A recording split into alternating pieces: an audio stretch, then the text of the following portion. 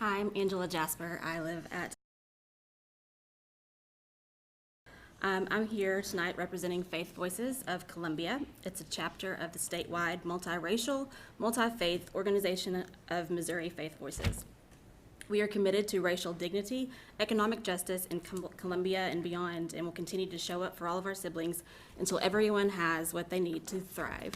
As stated in our moral agenda, Faith Voices of Colombia envisions a community where every child has access to high quality, free, public education where all students and their families are welcomed, included, protected in the school environment. We are grieved to learn of the mistreatment of some of the most vulnerable students in the CPS district.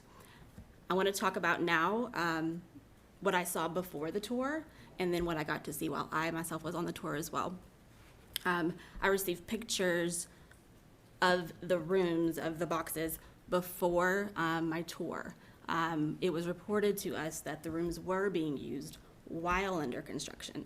So plywood with splinters, and at the time there were no door handles. So if you can imagine staff standing on one side of the door with an elementary student, because we've missed that part of it. I think it's important. They're all elementary students that we're putting in these rooms.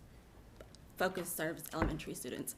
And so that was the case before. Yes, by the time that I got to the tour, there was whiteboard put up. There were those things in place. There was a lock on the door. There was ventilation, which there wasn't before.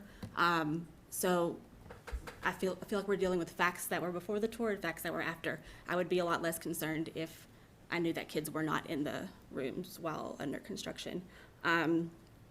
For me, the policy talks about not using aversive interventions.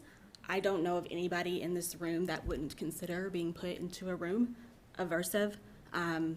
We talk about it's not being punishment, but it's actually implemented to try to decrease that bad behavior in the future. That is the clinical definition of punishment. There's so many things wrong with this policy. It contradicts itself.